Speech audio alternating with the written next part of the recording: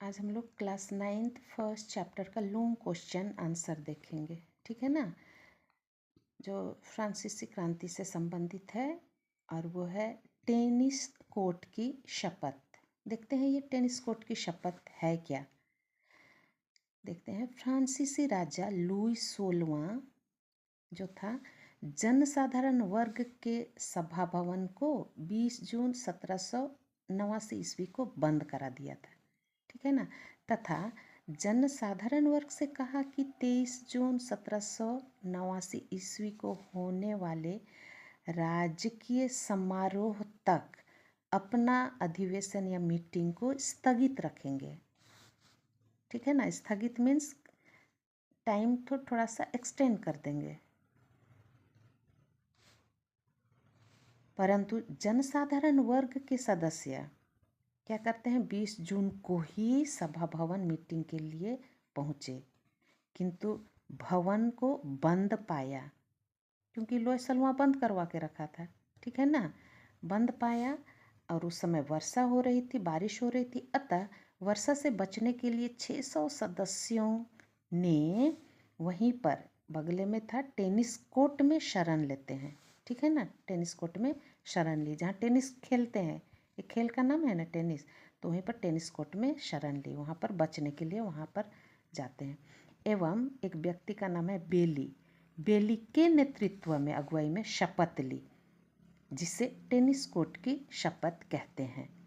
शपथ में कहा गया कि जब तक फ्रांस में कोई नवीन संविधान, नया संविधान नहीं बनता, वे स्वयं को भंग होने नहीं देंगे। ठीक है ना, जनसाधारण सभा ही फ्रांस में अगुवाई करेगा, कोई राजा नहीं रहेगा, कोई नया संविधान जब तक नहीं बनता है, जनता स्वयं देश को चलाएगी। ठीक है ना, इसी को कहा गया है कि स्वयं को भंग नहीं होने देंगे। अगला है बास्तिल के पतन पर प्रकाश डालो। ये बास्तिल क्या है? ये फ्रांसीसी राजा लोग जो महल या राजमहल जब जहाँ था, वो शहर का नाम है बास्तिल। ठीक है ना, तो ये राजमहल या बास्तिल शहर का पतन कैसे हुआ, उसके बारे क्वेश्चन है। ठीक है, देखते हैं। निरंकुश राजतंत्र विरुद्ध 14 जुलाई 1789 को पेरिस की भीड़ ने, यानी फ्रांस की राजधानी पेरिस, वहाँ की जनता ऐसे ही गुस्साए हुए थे निरंकुश फ्रांसीसी राजतंत्र से। ठीक है ना, तो पेरिस की भीड़ ने बास्तिल के किले पर, यानी राजा लोग जहाँ रहते थे वो किला है ना, बास्तिल के किले पर, राजमहल पर हमला कर दिया और गेट को तोड़ दिया, क्योंकि यह भी बात फैल गई थी कि राजा के सैनिक जनता के भावनाओं को कुचलने के लिए पेरिस आ रहे हैं। जनता जान चुकी थी, अतः गुस्सा गए थे। ठीक है, अतः जनता की भीड़ ने किले पर आक्रमण करते हुए कैदियों को मुक्त कर दिया, जेल का फाटक खोल करके। ठीक है ना, और गवर्नर दलाने की हत्या भी कर दी गई। सिपाहियों के सर काटकर भालों पर टांग दिया गया। बास्तिल के किलों को ध्वंस कर अस्तित्व ही समाप्त हो गया। राजमहल को जो घेरा वाल बनाया हुआ था ना, किला, उसी को ध्वंस कर दिया, तोड़ फोड़ कर दिया जनता ने। और बास्तिल का पतन एक युगांतकारी घटना थी। वो क्या थी? निरंकुशता का पतन हुआ।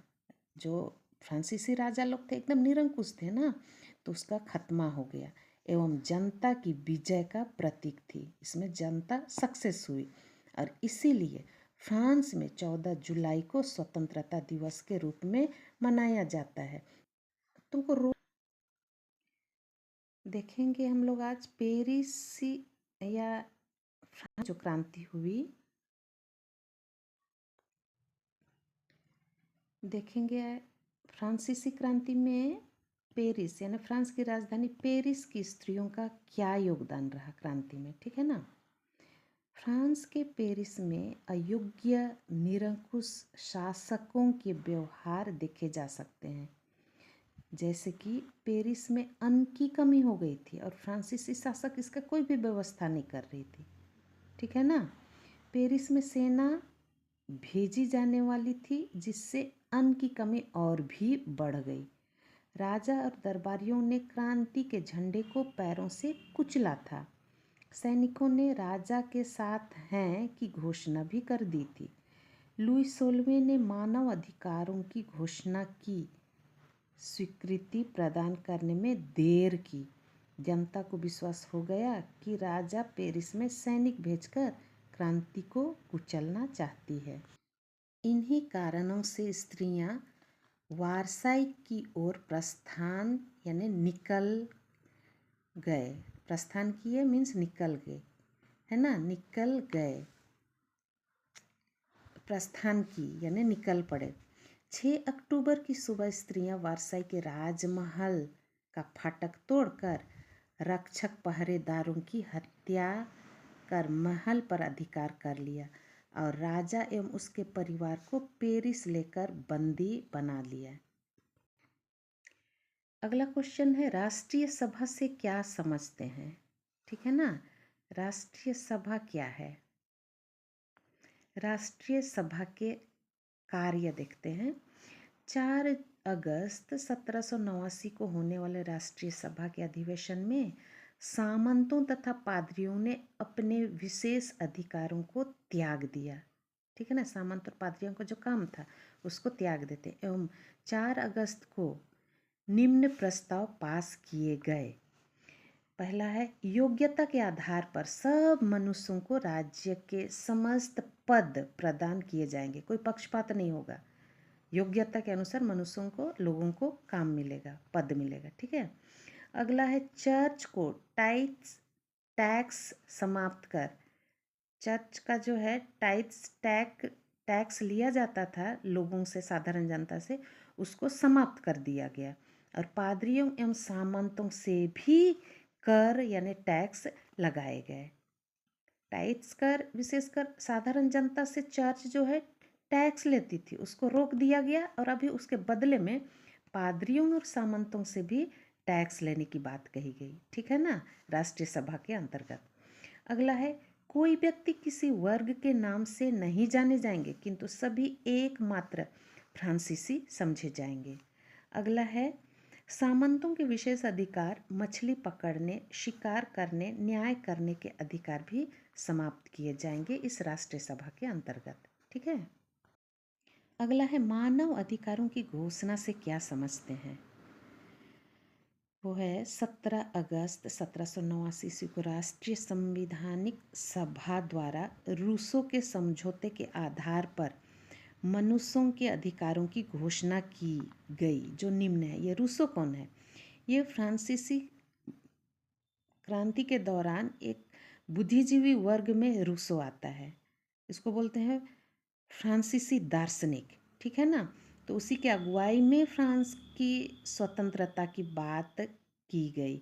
इसी के अगुवाई में फ्रांस स्वतंत्र हुआ एक तरह से। ठीक है ना, तो उसी के रूसो के ही आधार पर मनुष्यों के लिए अधिकारों की घोषणा की गई। वो पहला अधिकार है, सभी मनुष्य को समानता का अधिकार प्राप्त है। दूसरा है, मुआवजा दिए बिना किसी की संपत्ति का अपहरण नहीं होगा। ठीक है, सभी मनुष्य को समानता का अधिकार प्राप्त है, माने सब मनुष्य समान है। और मुआवजा दिए बिना किसी की संपत्ति का अपहरण नहीं होगा, कोई नहीं ले सकता है किसी का जमीन को, संपत्ति को। ठीक है। तीसरा है, सभी मनुष्य अपनी योग्यता के आधार पर सरकारी पद पाएंगे। अगला है, धार्मिक स्वतंत्रता के साथ लेखन, भाषण, प्रकाशन की भी स्वतंत्रता मिलेगी, क्योंकि पहले नहीं मिलती थी। ठीक है ना, पहले नहीं मिलती थी और अभी बताया जा रहा है मानव अधिकार में कि अब मिलेगी।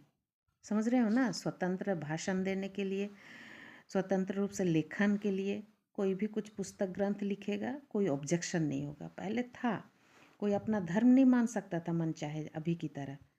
तो अभी धार्मिक स्वतंत्रता, लेखन स्वतंत्रता, भाषण देने की स्वतंत्रता, सब चीज़ में स्वतंत्रता मिलेगी। ठीक है। सबके लिए समान न्याय होगा, सबके लिए, कोई पक्षपात वाला न्याय नहीं कि हम राजा के फैमिली के हैं कि मंत्री के फैमिली के हैं, ऐसा नहीं होगा। सबके लिए समान न्याय, मुकदमा, फैसला होगा। ठीक है। अगला है, गैर कानूनी ढंग से किसी की गिरफ्तारी भी नहीं होगी, क्योंकि पहले राजाओं के समय में जिसको चाहे जब चाहे गिरफ्तार कर लिया जाता था। लेकिन मानव अधिकारों के आधार पर अब गैर कानूनी ढंग से मनमर्जी किसी की गिरफ्तारी नहीं होगी। यही था मानव अधिकार फ्रांस का, ठीक है ना।